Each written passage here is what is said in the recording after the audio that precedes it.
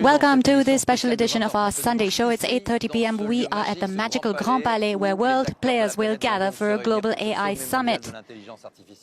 Good evening, Mr. President. Thank you for being here. And good evening, Palki Sharma. Namaste, Palki. We're going to do this interview together. Thanks for being here. This will also be broadcast in India. And just to have an idea, Palki, how many people generally follow you in interviews?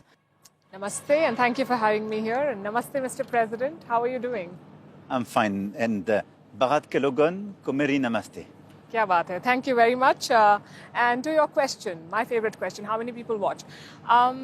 Typically in a month, we have viewers up to 150 million. That's more than twice the population of France. And in the last 2 years, we had 3 billion viewers. So I say, Laurent, this is your chance to be famous. You're on Firstpost. But and I'll try to be good enough. We're very excited to talk about the subject that we've gathered here to talk about, artificial intelligence. You're hosting a summit. What do you think about AI as a policymaker and as an individual? Are you wary about what's coming? Are you excited? Do you think it's a threat? Do you think it's a gift to humankind? What are your views? Thank you for being here, and thank you to both of you for giving me the opportunity to talk about AI. We are living through an absolute technological and scientific revolution, and it's almost unprecedented. So this is an opportunity for humanity. And this is something that I personally am following with a lot of interest. I'm convinced that it's a new era for progress, and that France and Europe and its partners like India need to seize these opportunities because they will allow us to live better, to learn better, to work better, to heal better. And I think that it's up to us to make sure that it serves humanity. So, before we talk about that, let's talk about positive things. Yes, indeed, because AI is already here. It's here in medicine, for instance, with research, with acceleration of research that's exponential. For instance, the early detection of cancer. That is a reality today in France, isn't it? Yes, it is in France and in the world. There's a bit of a race in that field. I see pictures here that you're showing. And a few days ago, I was at the Institut Gustave Roussy Cancer Center.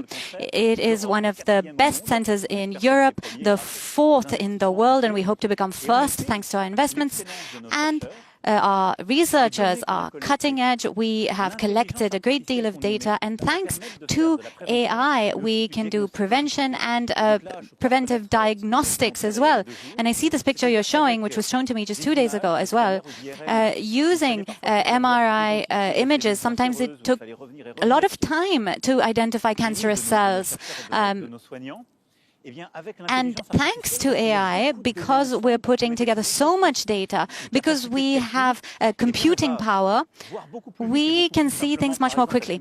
So, for instance, a tumor, you can detect it more quickly, and you can more specifically target areas for radiotherapy.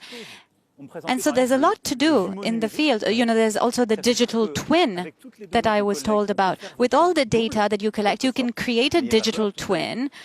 And don't worry, everything is being done responsibly by science. And the idea is to test whether a treatment will work or not. And you test it on your twin. So you see it on the left and on the right.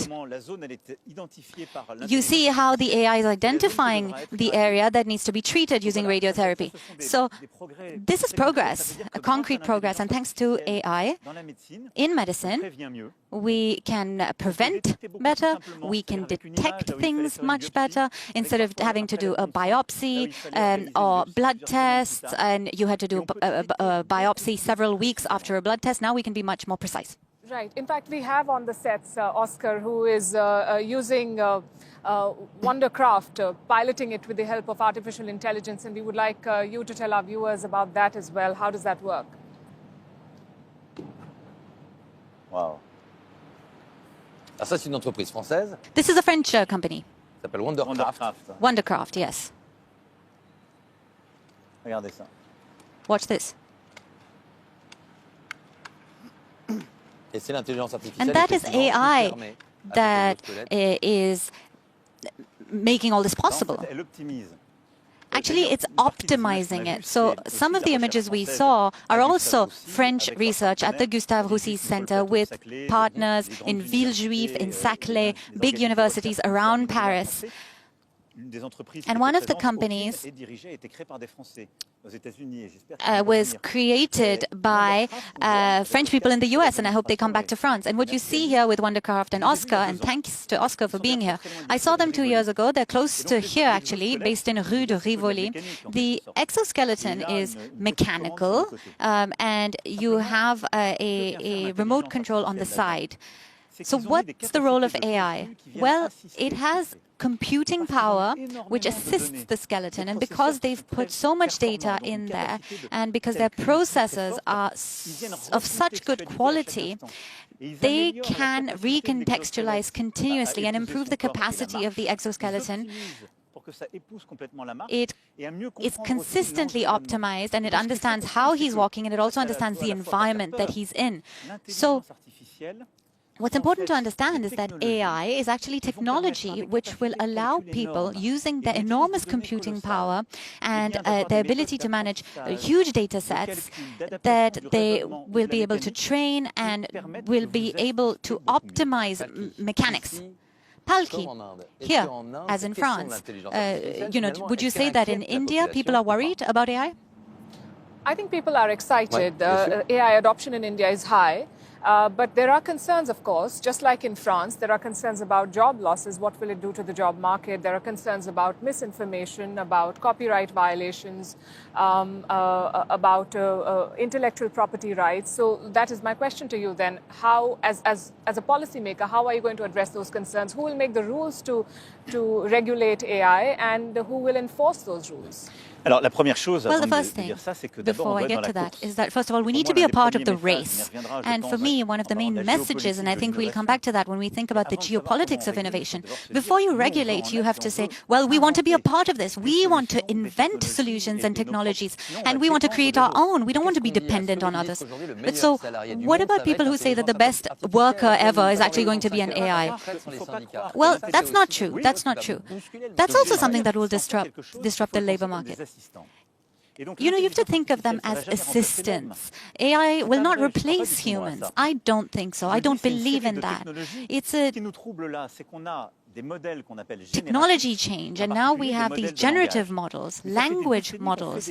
But it's been decades that we've actually had AI, but now we have computing power, and we have the speed of operation that's much faster.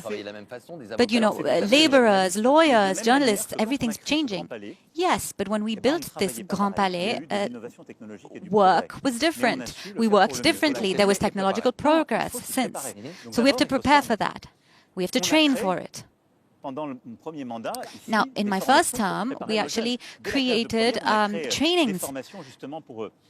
From the 11th grade, we had digital training, and we have a large number of youth who are interested in science today. 40,000 students a year, which has now gone up to 100,000 students a year. And we're going to train them. And that will completely transform our jobs. You're right. So in tasks that are very repetitive, you're actually going to be able to delegate some tasks to these assistants. But there are enough and more studies that show that jobs are going to be lost. And do you think that we are moving fast enough in the direction of training the workforce to ensure that people do not suffer? Because that is a real worry. You're right. The key is to train and to support people, because their jobs will change. So people who do repetitive tasks, maybe they will have an AI assistant who will do some of that for them. Back office work in the service industry, sometimes draft some responses and so on. But that will help people to free up time to do other things, to be more present. So if you look at care workers, there might be AI assistants who do some of the more repetitive tasks, but that gives people space to do more, to do other things. In our countries today, we talk about it every day. You, in fact, Laurent, talk about it every day. Many care workers find their jobs very difficult. And so AI will help delegate some of this work and place humanity at the heart of it. A robot or an AI can't make a caring phone call, isn't capable of physical touch, can't connect with somebody old. I don't believe that. What I think is that it's about delegating things that you don't want to do. And I believe, and it's up to our society to organize that it's going to free up time. And not all economists agree. Some say it'll be huge productivity gains. Others say no, not so much. But we need to arrange things so that AI helps you free up time for these repetitive, low value-added tasks so that you can have more time. So people in public services, for instance, they need to spend time with us. They need to be humane. There's a lot of loneliness and solitude in our society, so we need to delegate some tasks. And I was saying that for the care sector, and it's up to us to organize that. But I don't think that will be replaced. This is a debate we already had when robots turned up. We talked about it in the 90s. People said robots will replace us. And we actually blocked the development of robotics. And we deindustrialized in a way. And that's something we're correcting now. We've been correcting it for a few years. In sectors where we have robots, well, our workers, they are trained. They pilot these robots. They don't have as many health issues. They have time.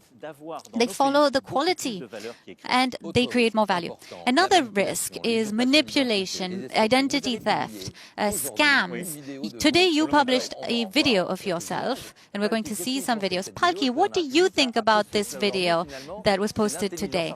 It's actually it's actually a compilation of AI-generated images.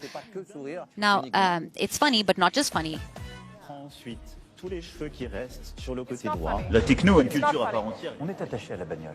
On aime la bagnole. Does it bother you? You posted it, I know, to make a point. Non, je l'ai posté pour montrer. I posted it to show. Mais I mean, in a way to spark debate. But this is what AI can help you do.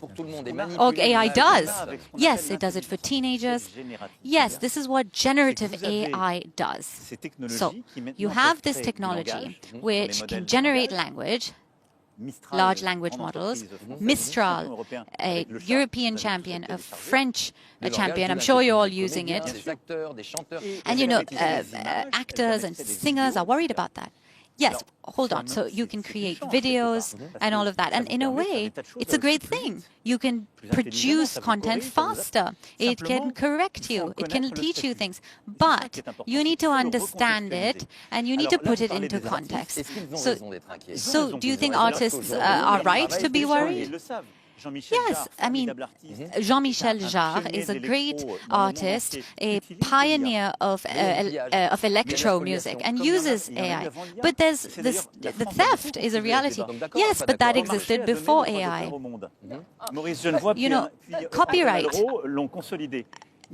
is a right, and 5 years ago, there was no need for AI. With social media, we were already threatening copyright, and France fought to protect copyright. And we have the French model scaled to the EU now, and we protect intellectual property. So we need to do the same thing with AI. We need to be clear on when AI produced it and when a human produced it. My question is, who's doing it, Mr. President? The thing is that a lot of technology is being thrown into the market, and governments are very keen to be on board. As you said, we want to be part of the race. But who is creating guardrails? Who is making sure that this is not causing harm? Because there is real harm being caused. I think that there should be global regulation. I think we shouldn't regulate things only locally because the innovation is global. We need partnerships between private and public stakeholders, and that the right behaviors are encouraged. So I think that people should say when something has been created by AI. So the French press agency is signing an agreement with Mistral on this. And tomorrow we are announcing this public-private partnership. That's why I think that gradually we need to make sure that public and private players recontextualize all of this and that they say very clearly this is AI and this is not. So it's great for artists to use AI. Tomorrow you'll see here a creation by Agoria. So if you're able to use it and say that you did, that's a good thing, and you should protect intellectual property. If a journalist uses it, it's a good thing. But they need to be clear that they did. Are you putting the onus of that censorship or regulation on the people, just like you did with social media, that they need to do this? I think that it needs to be governments around the world who do it voluntarily. But you know, tomorrow, who will be here? There will be political powers, but there'll also be tech players, and they've become states in their own right, in a way. Why was it so hard for social media to regulate social media? What would these people say? They would say, no, we don't want to regulate. And look what's happening in the US. You're right, and that's a challenge. What's the challenge for Europe? We all agree with what you're saying, but if you regulate before you innovate, then there's no innovation. You can say we have great regulation in Europe, but we don't have innovation. But sometimes a ban is not the answer. Yes, if we do that, we won't innovate, and that's the problem. So don't ban, but do regulate. Well, the first battle for us as Europeans is invest, invest, invest. And I hope we will talk about it, because we have very big announcements to make for France and Europe. But I also believe we need to regulate, and that is our fight on social media as well. In 2017, I fought against hate speech, anti-Semitism and racism on social media, and people defending terrorism on social media. Do you think it's being fast enough? No, it's not.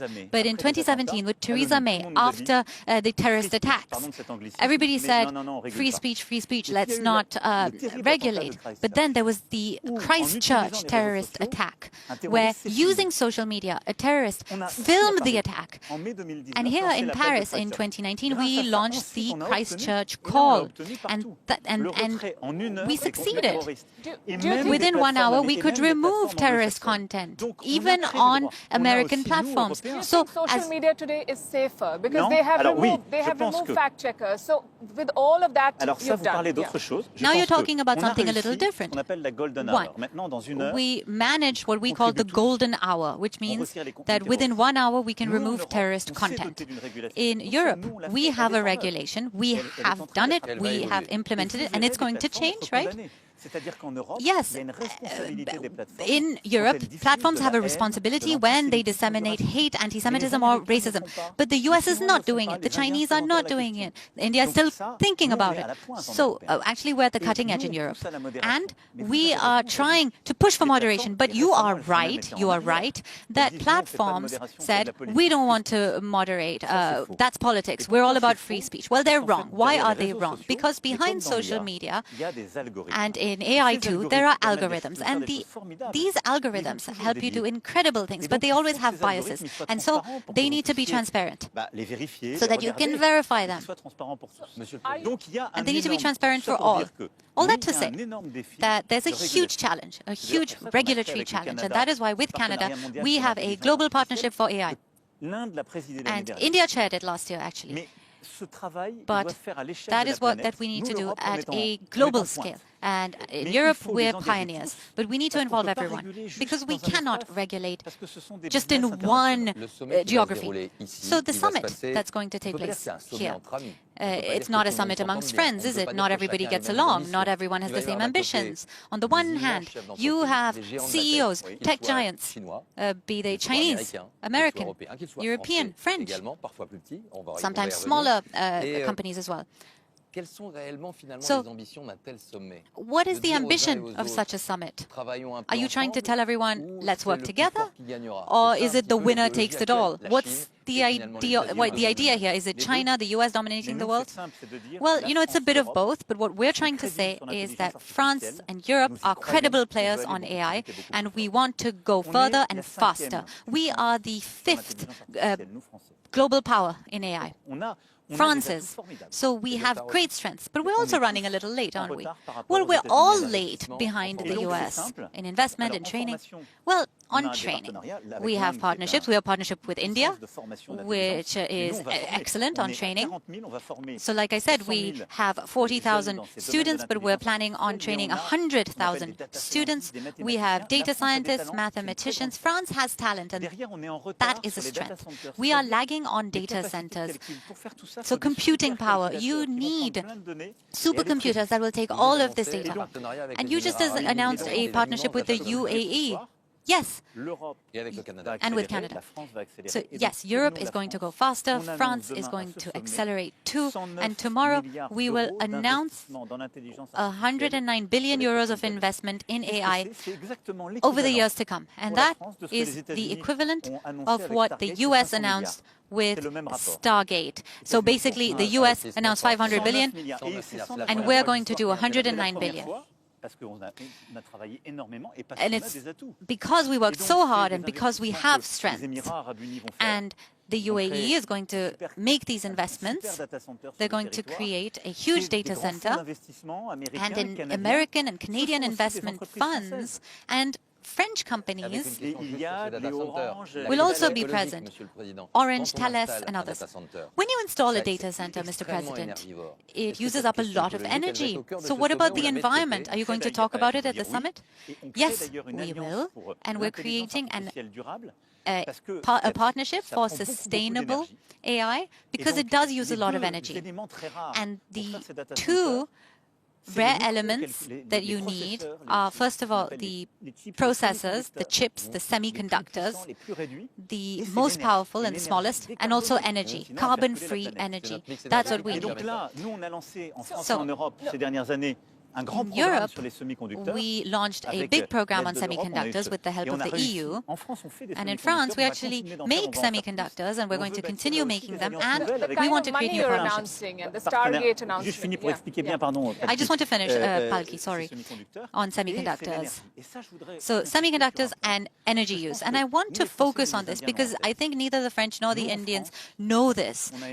In France, what is a huge strength is that we have some of the most carbon-free energy in the world. We have a stable grid, and we export our carbon-free energy because in the 60s, our predecessors chose nuclear energy. We developed it, and we are continuing to build new nuclear reactors, and we also focus on renewable energy. So last year, as a result of this, we exported 90 terawatt hours. And no other European country produces so much carbon-free energy in addition to its own consumption. And so when we build data centers in France, it's different to the US because their data centers use oil and gas. Push for this tomorrow, then. Are you going to ask for sustainable development of AI? Yes, and we're doing two things for that. We're saying France is the best. And we're saying when you come and build data centers in France, they will be clean because our electricity is clean.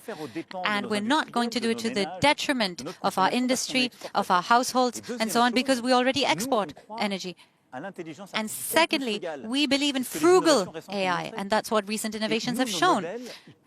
Our models consume less because they are more specialized. And today, in the LLMs, amongst these LLMs in which you go and type things, you should go download Mistral instead of ChatGPT.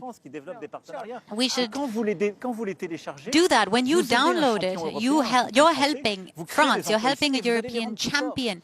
And that is sovereignty. But the kind of money you've announced, Mr. President, you're talking about frugal innovation. The Americans have thrown money at the problem. You are talking about a big project. And then comes China with its DeepSeek, creating models at a fraction of the cost. Did that innovation take you by surprise? Did that breakthrough make you sit up and think, what did the Chinese do and how?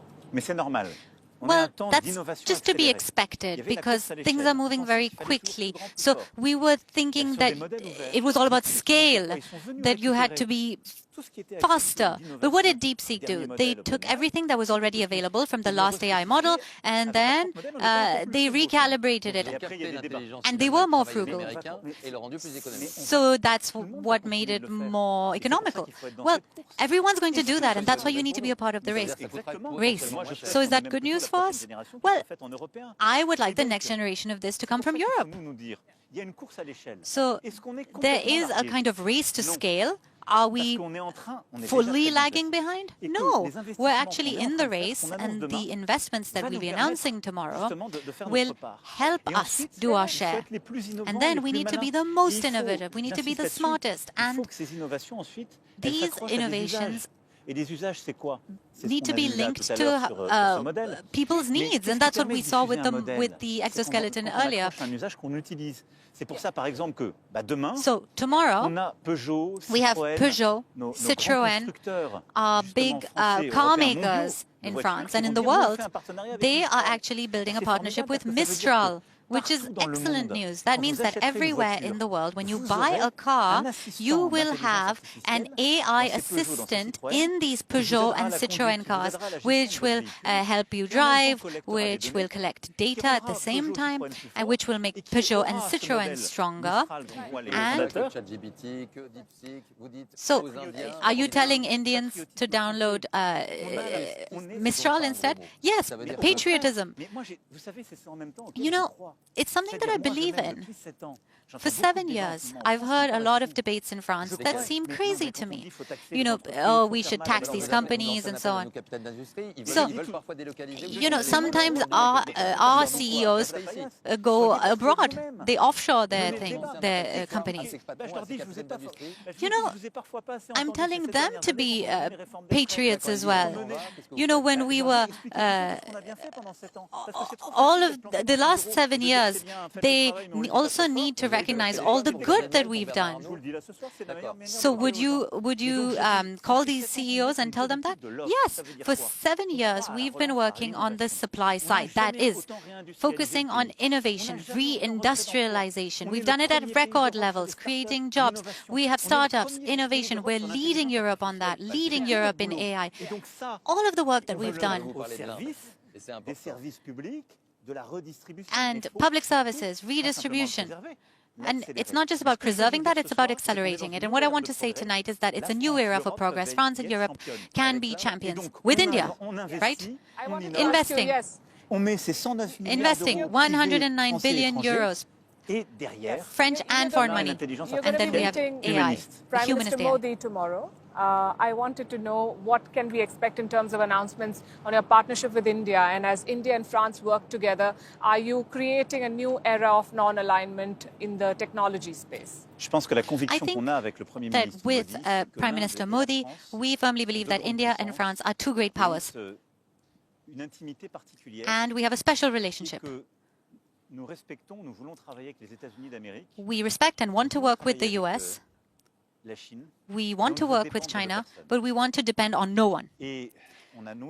And we have a bilateral partnership on that basis, in defense, with our navies, our fighter planes, technology, major engineering training programs. India is a training superpower. 1 million engineers a year. So more than all of Europe and the US combined. So we have that partnership. 3, we have a partnership on the environment and the economy. With Mr. Modi, we launched the International Solar Alliance to develop solar energy in our countries and in the world.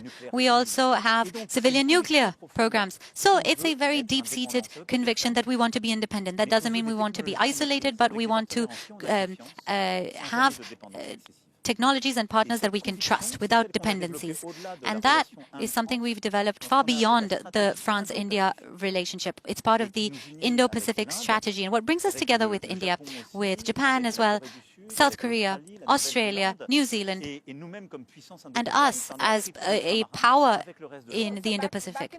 Back in the day, diplomatic relationships and you know, the quest for power was, there was a space race, there was a arms race, now there's an AI race. Is AI going to determine who is a global power?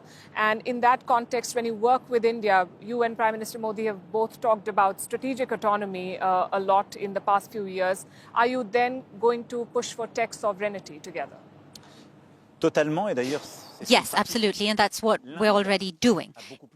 India, of course, has a much larger population than we do. You mentioned it. It's a huge power, very dynamic on the demographic front. And India and France is leading.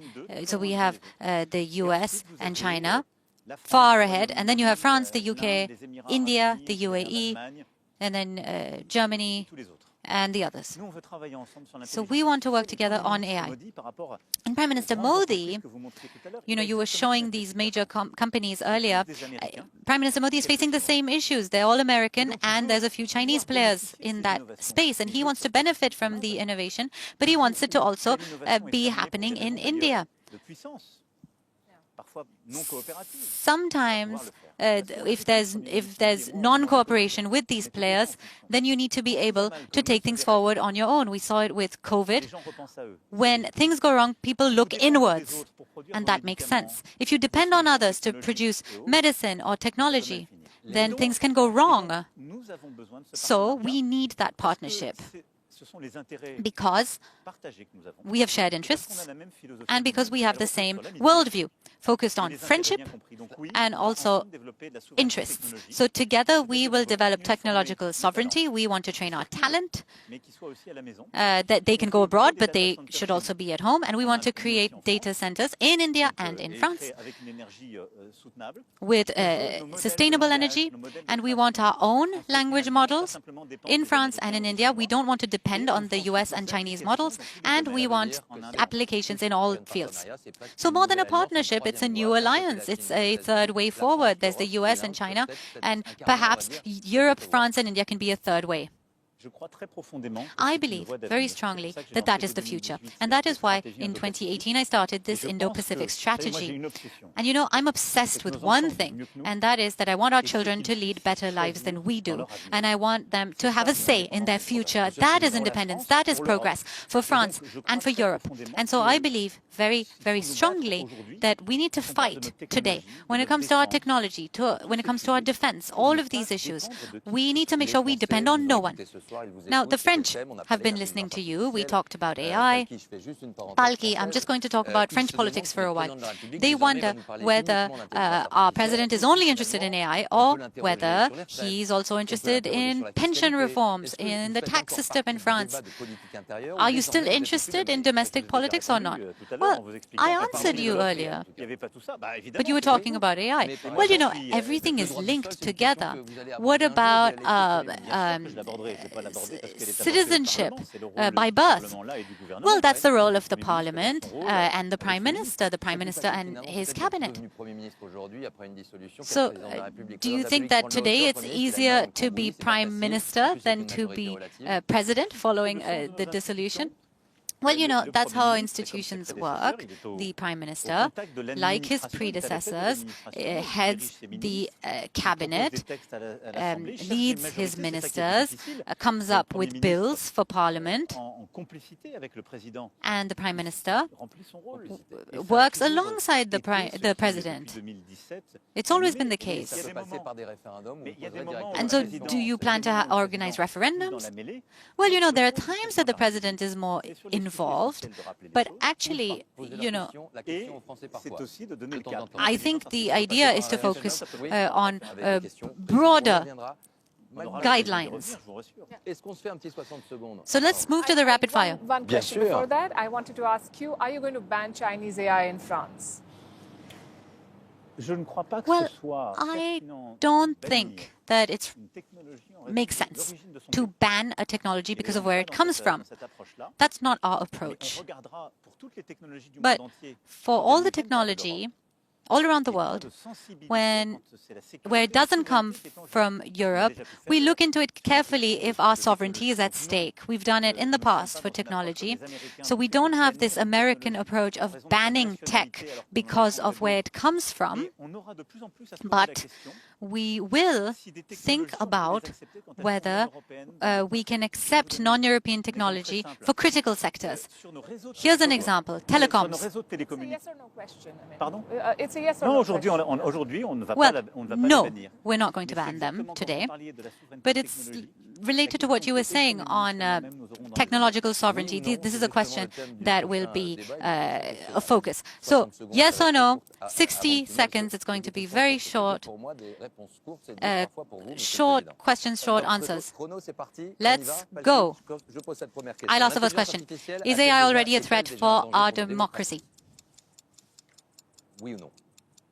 Oui. Yes. Which country is France's most important partner in Asia? Ah, je dirais l'Inde. India. Est-ce que vous gérez personnellement? Do you vos manage réseaux your own sociaux? social media accounts? Je regarde. I look, Mais je gère pas I might look, but I don't manage. What is your favorite way to address people? Tweets, TikToks, or the good old press conference? Ça dépend desquels. Well, it depends. Comme ça. Est-ce que This is the best. le réseau X d'Elon Is Musk est Elon un outil de Musk's propagande ou X a tool for d'information? propaganda or information? C'est un réseau social, ni l'un ni l'autre. It's social media. It's neither one nor the other. Mais surtout pas un lieu d'information. But it's not for information. One word to describe your equation with Prime Minister Modi. Amitié, Un mot Friendship. pour décrire votre One word relation to avec define le your président relationship Trump? with Donald Trump. respect. Respect. France, AI dominating the world, or France winning the next World Cup? What do you want? Les deux. Les deux. Both. Est-ce que vous utilisez encore, Monsieur le Président, And do you l'application Strava still lors de vos use joggings? the Strava Je l'ai app jamais for running? utilisé. I never C'était used les autres it. qui couraient autour de Oh, vous. is the- Je crois même pas. Je pense There was qu'ils people running l'utilisaient pour around leur you? jogging à eux. I think quelques-uns, people mais were vous inquiétez using pas, it for la their sécurité est own bien assurée. running. But don't Ok, worry, my merci, security is Monsieur le fine. Président. Merci, Malky. Thank you, Mr. President. Thank you, Palki, for being with us. It was such a pleasure and an honor to be with you this evening. Fantastic. Namaste. The pleasure is all Merci. mine. Namaste. Merci beaucoup. Merci à vous. Thank you. Tout de suite, c'est du cinéma. Merci, Monsieur And le now Président. we move on Du with cinéma a sur France 2, film SOS Fantôme, l'héritage. with SOS À très Phantom. bientôt. À très Thank you. bientôt. Merci à vous. Bon courage à Merci. toutes et tous.